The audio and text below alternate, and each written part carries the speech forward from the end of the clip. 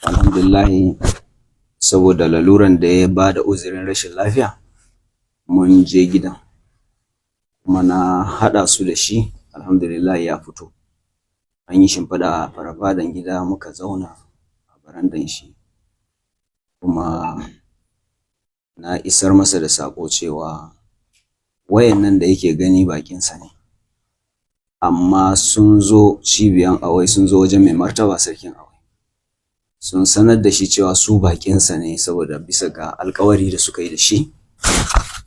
Kuma bisa umarnin mai martaba ya umarce ni da in gabatar da su a gare shi, ya gansu su gan shi, kuma na yi haka. Alhamdulillah, tattaunawa ta ɗan gudana a tsakaninsu wanda ga jami'in tafiyan zai bayani insha Allah. Assalamu alaikum.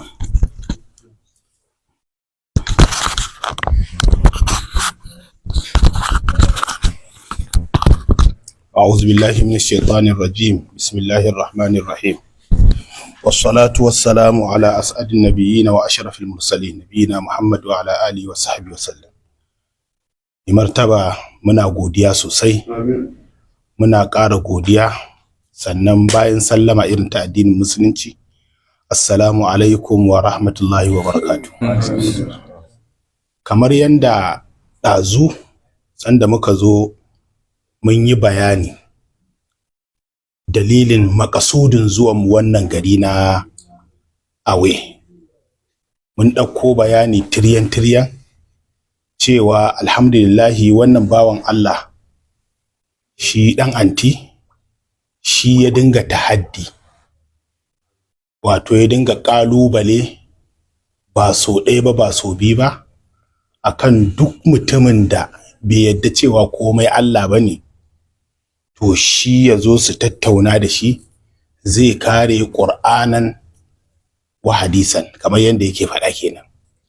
To alhamdulillahi wannan ƙalubalen nasa muka ji sai muka amsa. Yanda muka yi bayani a baya, mun yi bayanin cewa mun fara tattaunawa da shi ta waya, cewa mun ji wannan ƙalubalen naka kuma mun amsa cewa za mu zo mu tattauna da kai.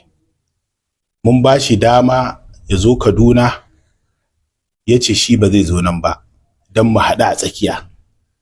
Muka ba shi dama, to tunda Nasarawa ne za mu zo Nasarawa, ya ce a'a. Muka ce to mu zo lafiya, nan ma ya ce shi daga Awe ba inda zai fita, in za mu zo Awe. To ganin muhimmancin wannan tattaunawar, cewa abu ne wanda ya shafi aƙida ta musulmi gabaki ɗaya, wajibi ne mu ga mun yi tattaki mun zo har nan wajen. Wannan zuwan namu muna ƙarƙashin jagorancin imamu ahlus sunna wal jama'a, shine Malam Abdulwahab Abdallah, Sheikh Abdulwahab Abdallah Kano, wanda a yanzu haka ba shi da lafiya, yana gadon asibiti a nan garin Abuja. Wallahi da za mu ƙara sunan ma sai da muka je muka gaishe shi, amma ba shi da lafiyan, amma ƙoƙari yake gaya mana lallai fa mu zo mu samu wannan mutumin a tattauna da shi, saboda abin da yake faɗa yana kaɗa zuciya matuƙa. Duk wani wanda yake mai imani idan ya ji abin da wannan bawan Allah yake faɗa, to sai ya tausaya masa, sannan kuma ya tausaya wa waɗanda suke kusa da shi, sannan kuma abin ya kaɗa masa zuciya na yanda addini ne na manzon Allah sallallahu alaihi wasallama, ga yanda manzon Allah ya ajiye addinin, amma wani ya zo kuma yana birkita shi kuma wai da sunan addini. Inda a ce wannan mas'alar da yake faɗa ba da sunan addini yake yi ba, akan ranka ya daɗe, to da kwata-kwata ba za mu kula shi ba, sai dai mu dinga kira zuwa ga a shigo addini. Sabida ai akwai Kirista suna cewa Allah uku ne, akwai kirista suna cewa Isa ɗan Allah ne, akwai sauran aƙidu amma ba su jingina da addini ba, amma shi ya jingina da addini, shine babban haɗarin da yake cikin wannan da'awa tasa. To alhamdulillahi mun amsa wannan abin da ya neme mu, muka zo muka sauka jiya, shekaran jiya kenan muka sauka da daddare, muka sauka a lafiya sannan muka ƙaraso. Wallahi babban abin da muke alfahari da shi kuma muka ji daɗi irin tarba da mai martaba ya mana. Allah ya saka da alkhairi. Ba mu taɓa zaton wannan tarbar za ta zama da girmamawa da mutuntawa. Dama mun san wato halin gidan ne, to amma dai yanda aka yi mana, an yi mana tarbar da gaba ɗaya nan ba wanda bai yi tunanin abin da aka yi mana ya ɗaukaka wannan gida da kuma darajtawa da kuma abu ne wanda yake abin alfahari ga wannan gida ba.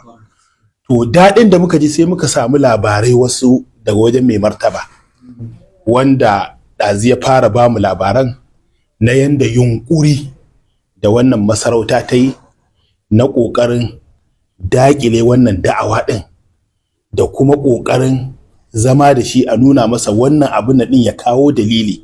To wannan abin ya daɗa ba mu ƙaimi cewa kaga abubuwan da ake yaɗawa a social media, wanda in aka yi maganar garin away yanzu a social media, babban abin da yake yubadir ila zihin ga duk wani mutum sai ya tunanin ɗan anti, saboda su suka cika social media suna ta faɗan waɗannan abubuwan, sai a zata waɗannan masu wannan aƙida cike suke a wannan gari.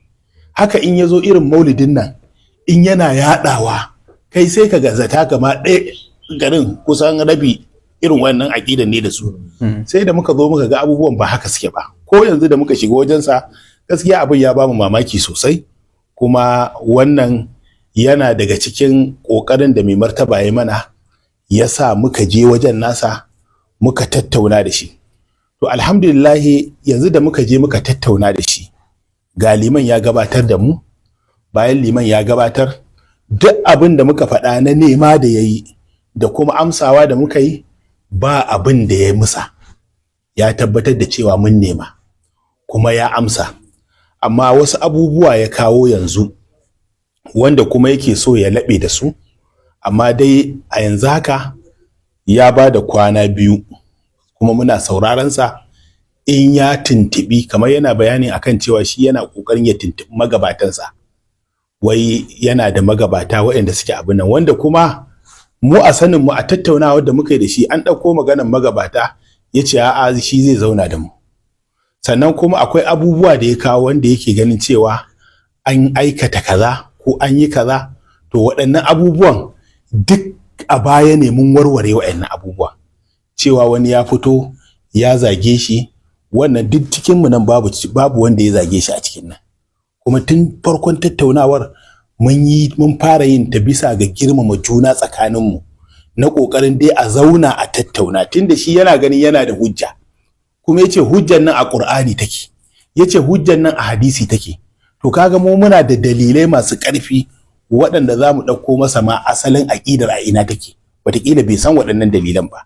To wannan shine babban abin da muka ji daɗi yanda muka abin nan, kuma alhamdulillahi yanzu a yanda muka tsaya cewa zai je ɗan tattauna zuwa kwana 2 ya ga yiwuwar ko zai ce mana mu dawo mu abin nan. Mu kuma mun ɗau alƙawarin za mu jira shi a garin nan, za mu jira shi har zuwa sanda zai tattauna, insha Allahu zai abin nan. Roƙon da muke ga mai martaba in ya tattauna, to ya zama na an yi abin cikin tsari, ya zama na mai martaba ya jagorance mu, tunda a baya ya jagoranci irin wannan, ya jagoranci al'amarin, mu zauna cikin tsari, ga littattafai ga komai, saboda al'amura na addini ba a baki kawai suke ba, akwai su a cikin littattafai. Magabata sun ajiye, kuma duk gaba ɗaya mu mun yadda da magabatan da suka kawo addinin. In mutum bai yace bai yadda da magabata da suka kawo addini ba, to kamata ya ajiye musuluncin yayi wani abu daban wanda ba magabatan ne suka kawo ba. Amma in dai wannan addinin namu yana da magabata, to ya kamata a koma wa magabata, a nan za a ɗauki addinin madarasa yanda yake. Wannan shine insha Allah a takaice bayanin da yake wajen mu. Allah ya saka da alkhairi. Allah ya mai martaba, Allah ya kara wa mai martaba lafiya, iyayensa Allah ya ji kansu, Allah ya gafarta musu, kuma wannan gida Allah ya ɗaukake shi. Mun gode, mun gode, mun gode. Allah ya saka da alkhairi. Wassalamu alaikum.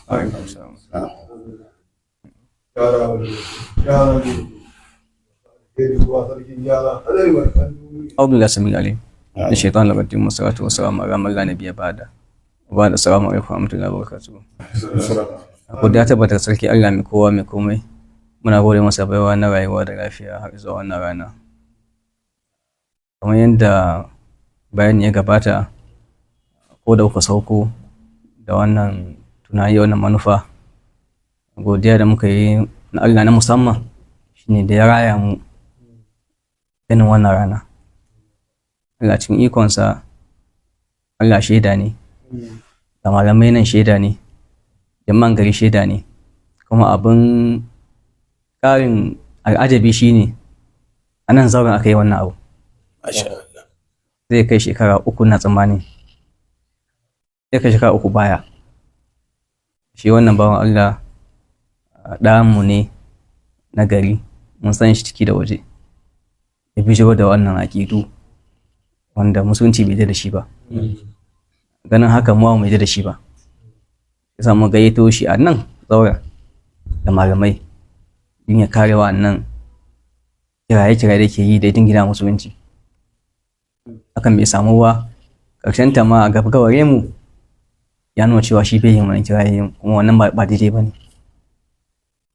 An yi wannan shekaru 3 da suka gabata, kuma wannan wuri a tabbatar da jami'an tsaro suna da report akan wannan, don mun gayyace su, mun tara su don ganin cewa an daƙile wannan damuwa da ake so don gina musulunci. Kamar ga da ikon shi, gashi bayan shekara 3 sai wasu 'yan uwa da yadda abin ke damun mu, su ma ya damun su, ga wani suka yi tattaki suka zo akan wannan matsala dai wanda muka yi ta a baya. Na da wannan ne muka nemi liman ya jagorance ku zuwa gare shi. Na da farko mun aika cewa ya zo, mun san tabbaci zai zo, sai ba uzurin ba lafiya, yana cin hali na rashin lafiya. Da wannan tunda kun zo, sai mu ga ya dace ku tattaki har gidan, ko ba komi ku ruba shi, kuma ya tabbatar kawai da ku ɗauka tsakani kun cika. Gaskiya ne. Yasa muka yi liman ya jagorance ku zuwa gidan shi, ku duba yanayi na rashin lafiya, shi kuma ya tabbatar cewa alkawari da aka yi an cika kuma an zo. Alhamdulillahi, tunda bayanai ya gabata ya nuna cewa an ba shi lokaci zuwa kwana 2 zai tuntuɓa, zai ji, kuma muna daidai da mu riƙe ku har zuwa wannan kwanakin, mun ga tabbatar cewa wannan damuwa an magance ta. In ma ba magance ta ba, to duniya su san cewa ba musulunci ba ne, kuma duniya san cewa mu shugaban da al'umma ba mu tare da wannan.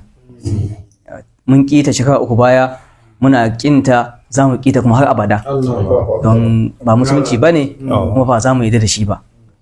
Abubuwa na social media dama ɗaya daga cikin disadvantage social media kenan, sai a raɗa mutane da suke nisa da wuri ƙarairayi, wanda in ba mutum ya damu ya tattaki ya bincika ba ne, sai ya ɗauka cewa haka ne abin. Gaskiya ne. Amma alhamdulillahi, Allah kaɗai san daɗewa da kuka yi kuna sauraron abin social media. Amma Bahaushe ya ce ramin ƙarya ƙwararre ne. Gaskiya ne. Da Allah ya kaddari yau za ku fahimci gaskiyan abu ya yi dalili, kun zo a rawai. Gaskiya. Kuma kun gani, kun je har gidan kun gani. In aqidan mu kenan, kuma shaida ne. In ba aqidan mu ba kenan, kuma shaida ne. Gaskiya. Alhamdulillah, shaida ta yi gida da waje. Kuma muna tabbatar muku da kyakkyawan haɗin kai da goyon baya, don ba abin da ya ajiye mana sai musulunci. Ita ne ta ajiye mu, kuma ita za mu kare ko da jinin jikinmu ne, don ba mu da abin da za mu yi da ya fi shi. Har kullum duk abin da ya shafi addini ya zama ta wajibi gare mu, mu yi iya mai yiwuwa don ganin an bambance tsakanin addini da abin da aka shigo shi ya son zuciya. Muna tabbatar muku yawan haɗin kai da goyon baya har koyaushe don harkan addini, wanda shi ne ajiye mu, shi ne silar mu, shi ne muka gada. Da fata Allah ya taimake ku a wannan tafiya, Allah ya ba da sa'a. Assalamu alaikum warahmatullahi to masha Allah Allah ya saka da alƙalami.